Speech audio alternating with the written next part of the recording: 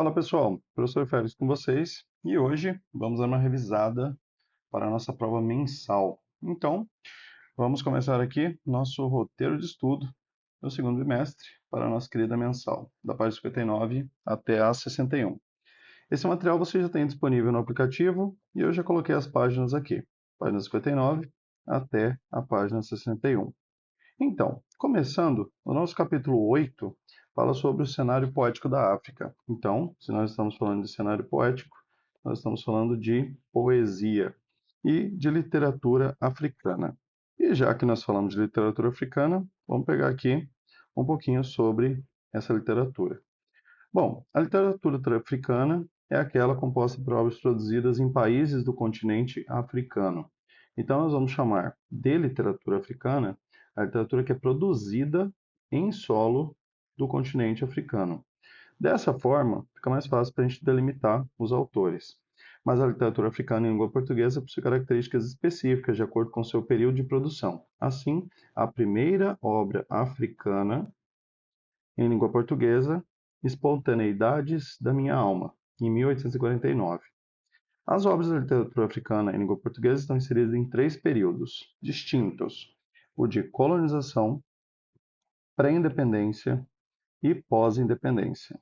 Bom, percebam que esses três períodos são bem distintos, são importantes, e os principais autores são José Craveirinha, de Moçambique, Noêmia de Souza, de Moçambique também, Pepe Tela, de Angola, Mia Couto, autor que estamos estudando nesse capítulo, e Paulinha Chiziane, tá, de Moçambique também.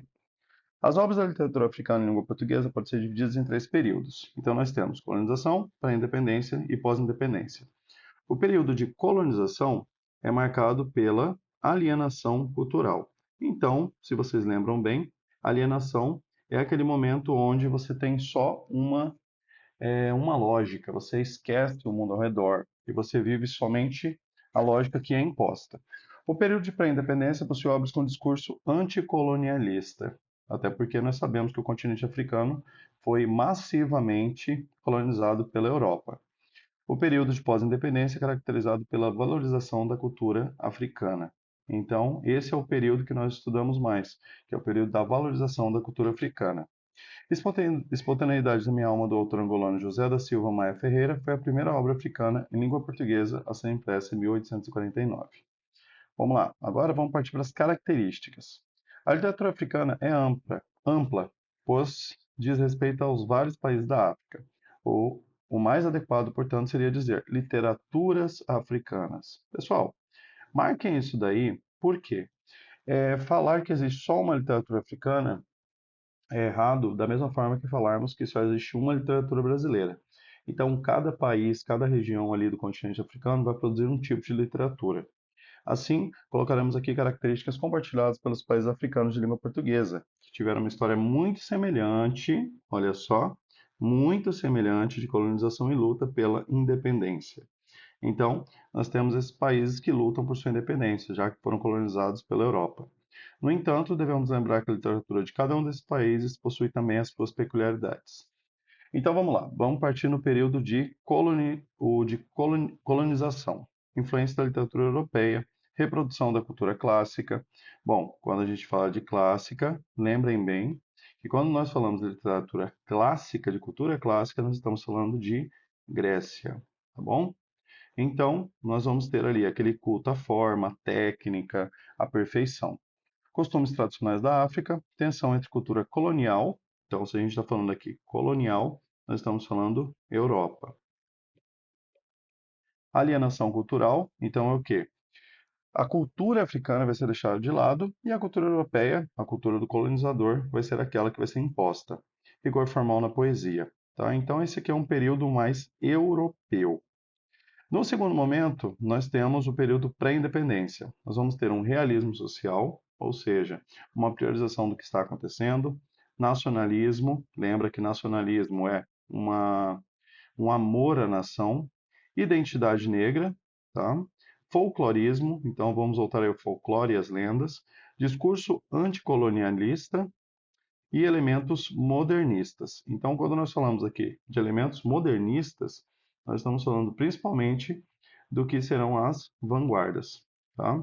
Então, o modernismo europeu está ligado às vanguardas europeias. Então, vou lembrando quais são as nossas 5 vanguardas europeias. Pode anotar aí no seu caderno. Nós temos o dadaísmo, depois futurismo, surrealismo, surrealismo, expressionismo e, por último e não menos importante, o cubismo. Essas vão ser influências muito grandes aqui nos elementos modernistas da literatura africana e também nós teremos isso aqui na literatura brasileira, no modernismo. Vocês vão estudar isso no primeiro ano, na verdade no segundo, e vocês vão lembrar dessa videoaula, mas espera que já já no canal apareça aí uma aula de vanguardas europeias. Valorização da cultura popular. Então, esse aqui é um momento de transição até chegarmos na pós-independência. Valorização da cultura africana, então uma valorização muito maior. Resgate da ancestralidade, então tratando de temas lá do começo das culturas africanas. Presença de idiomas nativos, porque até esse momento, basicamente, eram textos produzidos em literatura inglesa. Valorização da oralidade, até porque, quando nós falamos de culturas tribais, então a comunicação oral, transmissão oral de conhecimento é muito mais forte. Questões raciais, elementos feministas, né, até a questão da mulher negra, nacionalismo, temática da diáspora, tá? Então nós teremos aí a diáspora, conflito ali da África e de outros países subsaarianos, experimentalismo, e isso aqui já é característica que vem lá das vanguardas europeias, e o universalismo. O que isso quer dizer? Que eles não vão falar somente do que aconteceu na África, o que acontece na África, mas sim o que acontece no mundo. E Mia Couto é um dos principais autores dentro dessa característica. O universalismo está muito ligado à literatura de Mia Couto, o nosso autor da primeira parte. Bom, quando falamos de literatura africana, nós temos alguns temas que vão ser tratados. Lembra que a gente falou de universalismo? Então, olha só. Carmen Lúcia Tindó é uma pesquisadora brasileira sobre literaturas africanas. E ela diz o seguinte: eu vejo a literatura abrir-se para o universal como uma grande rede que se alarga, não só aquela poesia rotulada, engajada e de combate. Então, muitos pensam que a literatura africana tem que falar somente do que aconteceu, né, durante o período de colonização, e os combates, e as mortes, e a fome, mas não. Ela está a abrir-se para o mundo aos sentimentos humanos. Então, quando a gente fala aqui de sentimentos humanos, nós estamos falando da característica de universalismo. Tá, galera? Guardem isso, porque, entendendo as 3 fases da literatura africana, na sua terceira, nós temos o universalismo como característica principal, e reflexões profundas e filosóficas. Então, isso aqui se aproxima muito do que os outros países fazem. E, pessoal, né, olhe para essa árvore aqui. Lembra o nome dela? Nós estamos falando do baobá, certo? Então, o baobá é uma árvore símbolo do continente africano e aparece em várias obras. Vai aparecer no Rei Leão, vai aparecer até no Pequeno Príncipe, e ela é uma obra muito importante. Então, falando de baobá, o baobá é símbolo da cultura africana, também chamada de árvore da vida. O baobá é a árvore com o tronco mais grosso do mundo. Seu caule, oco, chega a medir mais de 20 metros de diâmetro e pode armazenar até 120 mil litros de água. Seu tamanho é tão impressionante que alguns baobás são usados como casas, depósitos de grãos ou abrigos de animais, mas infelizmente a espécie está ameaçada de extinção. Essa árvore se divide em 8 diferentes espécies, 6 delas nativas de Madagascar, na África, ou uma proveniente do Oriente Médio e outra que surgiu na Austrália. Todas as espécies, no entanto, existem em outros países, incluindo o Brasil. Então, o baobá é uma árvore muito importante e é um símbolo da cultura africana. E é muito citado em poemas africanos. Ótimo? Então, quando você ouvir sobre baobá, você já ouviu aqui. Pessoal, abrindo um pouco a nossa questão do baobá, nós chegamos a um termo que foi muito importante durante as aulas, que é o etnocentrismo. Pessoal, Etnocentrismo, nós falamos bastante, mas não custa dar aquela revisada. Então vamos lá. Etnocentrismo. Pessoal, etnocentrismo, em resumo, é você, quando uma pessoa considera o que ela gosta, o que ela acha, o conceito, a ideia, a concepção que ela tem de algo melhor do que a do outro, e ela não aceita que existem diferenças. Então, o etnocentrista, ele não acredita que possa existir algo diferente, mas sim é errado porque não é o que ele pensa. Então, o etnocentrismo vem do termo grego etnos, que vai significar nação, tribo ou raça, e o sufixo centrismo, que sugere centro. É um conceito antropológico usado para definir atitudes nas quais consideramos nossos hábitos e condutas como superiores ao de outrem, de outros. Isso acontece em todas as sociedades, devido aos preconceitos produzidos pela própria dinâmica cultural, que nos leva a adotar os padrões culturais que nos são familiares. Então, a partir do momento que você vive em cultura, você adquire os hábitos, você adquire os conceitos que essa sociedade tem. E muitas vezes, quando você não reflete sobre isso, você aceita que essa é a verdade universal. Como o etnocentrismo ocorre? Porque a nossa compreensão do que seria a existência dificulta a nossa capacidade de perceber a diferença como algo normal. Evidentemente, esse tipo de fenômeno está relacionado aos choques culturais, mas pode ser visto cotidianamente em nossa própria cultura. De fato, o etnocentrismo afeta todas as pessoas em todas as culturas do globo, em maior ou menor grau. Então, por que trabalhamos o conceito de etnocentrismo? Porque muitas pessoas têm o conceito de que literatura é somente a literatura europeia, e nós temos literaturas como a literatura africana, a literatura japonesa, chinesa, literatura indiana, vários outros países que produzem maravilhosos livros, obras memoráveis, mas nós às vezes não temos acesso. Então, se hoje você, você mesmo está aí, está assistindo esse vídeo, assiste seu dorama, assiste seu anime, lê o seu mangá, assiste aquela novelinha turca, e aí você fica, nossa, mas é tão diferente do que eu estou acostumado, é porque de repente você tem uma postura etnocêntrica, porque você pega aquilo que você consumiu, aquilo que você conhece como bom, maravilhoso, exato, e compara. Então não dá para medir com a mesma régua todas as culturas. E a partir daí, nós temos uma reflexão sobre o etnocentrismo. Aqui alguns exemplos, tá? Aqui já trazendo para o nosso contexto de colonização brasileira. Observem aqui, nós temos aqui o contato dos europeus, direita, e os indígenas, lembra? Indígenas, tá? Não me fala índio não, não me passa vergonha. Então nós temos aqui duas culturas que são diferentes. Então nós temos os europeus, a figura do soldado, a figura do navegador e a figura do religioso. E depois nós temos aqui os nossos nativos indígenas. Meu Deus, eles não usam roupas. Olha, eles não usam penas. Então eles têm conceitos diferentes de vestimenta, que são diferentes. Não quer dizer que um é melhor ou pior, mas cada um tem a sua cultura. Mas infelizmente os europeus não pensaram assim e impuseram roupas aos indígenas. Mas isso daí é história para outro vídeo.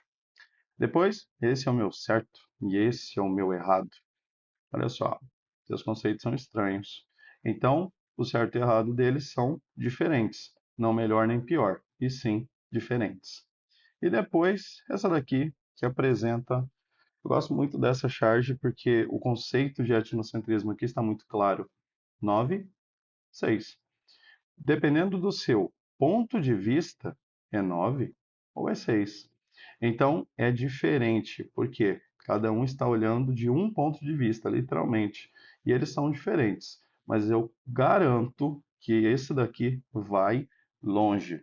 É Twitter que fala, né? Então, mais ou menos assim, tá? Thread do Twitter infinita aqui.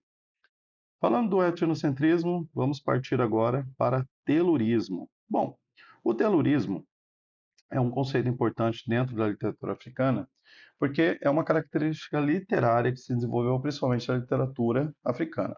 Na África, o terrorismo pode ser visto como uma forma de revalorizar a cultura tradicional e a relação dos africanos com a terra e a natureza. Pessoal, quando a gente fala de terrorismo, num conceito mais estrito, ele está ligado à geologia, que é como o solo afeta as plantas, o ambiente, tudo isso. Mas dentro da literatura é como esse solo vai afetar a produção literária desses artistas. Uma vez que eles nascem em solo africano, nascem num país do continente africano e vivem essa cultura vai influenciar a sua produção. Então vão ficar ali vestígios, camadas, aromas do que eles viveram durante a vida. Utilizando a literatura como forma de retratar as conexões profundas entre a humanidade e a Terra, bem como de refletir sobre as experiências dos povos africanos em relação à colonização. Então, não é o solo em si, é a terra, é o ambiente, é o espaço e todo esse processo histórico que influenciou a produção literária e as mudanças sociais e ambientais. Assim, o telurismo na literatura africana pode ser visto como maneira de reafirmar a identidade cultural e a importância da relação entre as pessoas e a natureza. Então, a literatura africana tem esse tema muito forte, as pessoas e a natureza. Já já nós vamos ver alguns textos e vocês vão ver muito claramente essa característica na literatura africana. Bom, para terminar, vamos falar dele, o senhor Mia Couto. Sim, Mia Couto, esse senhor, que é um dos grandes nomes da literatura africana e mora e tem ali muita importância, e ele é de Moçambique. Mia Couto é o pseudônimo de Antônio Emílio de Leite Couto, biólogo e escritor moçambicano, nascido em 55, na cidade da Beira, em Moçambique. Sua experiência na literatura começou desde muito cedo. Teve publicado poemas de sua autoria no jornal Notícias da Beira, na jovem idade de 14 anos. Bom, o que você está fazendo da sua vida? Eu estou pensando isso aqui também. O que eu fazia com 14 anos? Jogava Super Nintendo e andava de skate. Com 14 anos, o Mia Couto já estava escrevendo livros. Pessoas, repensaram um pouquinho sobre a vida. A escrita abriu espaço para estudos de medicina. Ó, grava isso aí, tá? Ele estudou medicina por um tempo, curso ao qual Miyakoto não se afeiçoou e largou no terceiro ano. O escritor começou uma carreira como jornalista. Bom, não sabia muito o que queria, né? Retornando para as palavras, e trabalhou em jornais e revistas de seu país, como Tribuna, Tempo e Notícias. Nesse meio tempo, ele foi nomeado diretor da Agência de Informação de Moçambique, onde trabalhou diretamente na formação de ligações entre províncias moçambicanas na Guerra de Libertação. Foi em 1973 que publicou seu primeiro livro de poesias, Raiz de Orvalho. Tá? Então, essa aqui é a primeira obra que Mia Couto vai publicar. Porém, 2 anos depois, se demitiu da carreira jornalística para estudar e se formar em biologia. Bom, então ele passou pela medicina, passou pelo jornalismo, aí ele foi para a biologia. E Mia Couto ganhou diversos prêmios no exterior, como o prêmio Camões. Pessoal, para ganhar isso daqui não é fácil não, hein? Ganhar um Camões não é para qualquer um. Neustadt Prize, considerado Nobel americano, para a Terra Sonâmbula. Então, assim, professor, recomendo um livro do Miyakoto. Leia Terra Sonâmbula. E esse livro é cobrado em muitos vestibulares, tá? Levou o Prêmio Nacional de Ficção nas Associações de Escritores Moçambicanos e o escritor é considerado um dos mais importantes autores da língua portuguesa. Aí vem uma característica do Miyakoto que todo mundo tem que anotar. Se você está anotando, anote essa também. Em suas obras, Miyakoto se inspira abertamente em Guimarães Rosa. Pessoal, uma das características fortes do Guimarães é o neologismo. Se você não lembra o que é neologismo, criação de palavras. Então, ler Guimarães Rosa e Miyakoto não tem dicionário. Você tem que interpretar o conceito da palavra. Já já a gente vai fazer a análise de 2 poemas do Miyakoto e aí eu vou mostrar o neologismo na prática, no tratamento romântico e poético. Além disso, é famoso por utilizar as tradições africanas em suas formas de escrever. Outra característica do autor é sua paixão pelo neologismo, comum em seus livros. Indo além da carreira de escritor, Couto dirige avaliações de impacto ambiental. Opa! Aqui a importância da natureza na literatura. Então, por ele ser biólogo e escritor, vai ficar fortíssima essa característica da terceira geração da literatura africana. Empresa especializada em estudos de impactos ambientais. Ele também é professor de disciplina de ecologia para diversos cursos da Universidade Eduardo Mondlane, tá bom?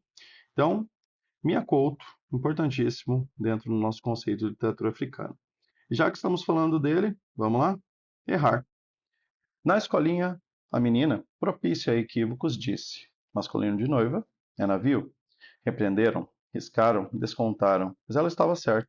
Noivados são mares, de barcos pares. A gente já trabalhou esse texto em sala, mas vamos lembrar o seguinte. Primeira coisa, ele já traz um contexto falando sobre a lógica infantil. Então ele está dizendo assim, ó, a personagem que a gente vai acompanhar aqui é uma criança. Então, a menina, a criança, na escolinha. Então, ele já dá um conceito e fala, ó, é uma menina numa escola, então é uma criança, propícia a equívocos, ou seja, que poderia cometer erros. Masculino de noiva é navio. Então, a partir do momento que ela cria esse conceito dentro de uma lógica extremamente ingênua, infantil, inocente, os adultos repreenderam. Então, aqui é a figura do adulto. Ele poderia muito bem ter corrigido, mas não. Repreenderam, brigaram, riscaram, deram um negativo para ela, descontaram a nota porque ela estava errada. Mas ela estava certa. Então, por que ela estava certa? A linguagem poética aqui. Noivados são mares, de barcos pares. Então, quando nós falamos de mares, nós estamos falando de vida. A vida e a sua infinitude. De barcos pares. Então, quando nós falamos de par, nós estamos falando de dois. Quando nós estamos falando de dois, nós estamos falando de casal. E quando nós estamos falando de casal, é um casal que navega como dois barcos que estão no oceano da vida, navegando juntos, sem saber para onde vão, mas juntos estão. Olha só, até rimou. Então, nessa ideia do poema de Miyakoto, é curtinho, é simples, mas é profundo. E essa é a interpretação que eu tenho. Se você tiver outra, deixe aí nos comentários. Então, temos aqui esse primeiro, que é um poeminha mais simples do Miyakoto. Agora a gente vai pro hard, tá? Se prepara. Identidade. Preciso ser um outro para ser eu mesmo. Sou grão de rocha, sou o vento que a desgasta. Sou pólen sem inseto, sou areia sustentando o sexo das árvores. Existo onde me desconheço aguardando pelo meu passado, ansiando a esperança do futuro. No mundo que combato, morro. No mundo porque luto, nasço. Pessoal, esse poema do Miyakoto aqui, Identidade, ele já é um pouquinho mais complexo, tá? Então não é para leitores despreparados. Então, se você não entendeu esse poema quando eu mandei no aplicativo para você fazer a leitura, preste atenção agora. Primeiro, preciso ser um outro para ser eu mesmo. Então, quando Miyakoto utiliza aqui esses dois versos, ele está falando desse conceito de unidade. Então, ele traz a ideia de que nós vivemos em um planeta, e nós vivemos em sociedade, e nós vivemos em grupo, e nós vivemos em tribos. Então, esse conceito de tribo está muito ligado ao continente africano. Então, ele já usa esse conceito para trazer essa ideia do continente africano. Sou grão de rocha, sou vento que a desgasta. Então, ao mesmo tempo que ele é a pessoa, ele está dizendo que eu sou grão de rocha, sou o vento que desgasta. Então, ele traz de novo essa ideia de unidade. Por quê? Ao mesmo tempo que eu sou o grão de rocha, ele é a rocha, ele também é o vento. Então, as ações que ele comete trazem reações a ele. Então, é um conceito de ação versus reação. Isso em dois versos. Vamos para os próximos. Sou pólen sem inseto. Pólen, inseto. Sou areia sustentando o sexo das árvores. Então, quando ele usa o sexo das árvores, ele traz a ideia de raiz. Tá? Então, é como se a raiz fosse o órgão, né, genital da árvore. Sou pólen sem inseto. Então, quando eu digo que um pólen está sem inseto, então ele está incompleto. Por quê? As flores precisam dos insetos para a polinização. Então, aqui ele diz que ele está incompleto. Sou areia sustentando o sexo das árvores. Então, pensa comigo. Se a areia está sustentando essa árvore não está bem, ela não está sólida. Então, aqui, nesses dois versos, nós temos uma ideia de instabilidade, fraqueza. Então, ele está falando que ele está fraco, que ele está frágil. E isso, né, traz este conceito aqui nos três versos. Depois a gente volta lá no começo e a gente faz uma recapitulação. Existo onde me desconheço. Separa aqui, aguardando pelo meu passado. Então, olha só. Existo onde me desconheço. Aqui nós temos uma ideia de contraste, ambiguidade. Porque olha só, é estranho você ler existo onde me desconheço.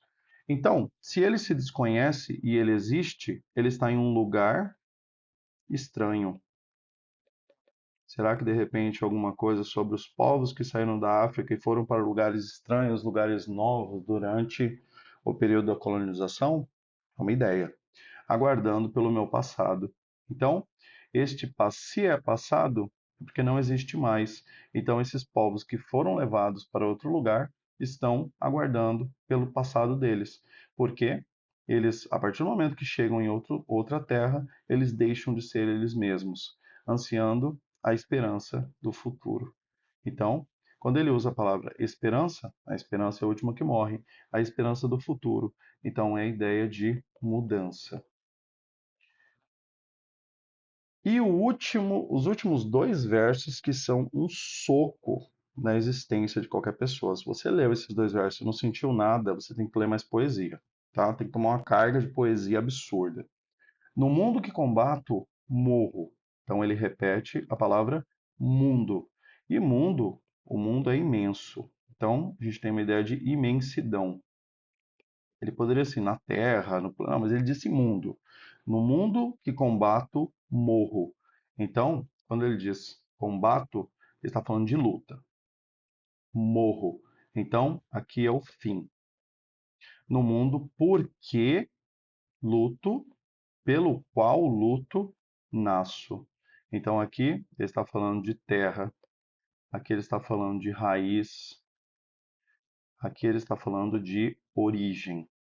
Então, a partir do momento que você vive nessa terra, você cresce nessa terra, no mundo por que luto, pelo qual luto, nasço. Então, no mundo que combato, morro. Então, quando ele luta, ele acaba morrendo, mas ele, porque ele luta, ele nasce, ele vive.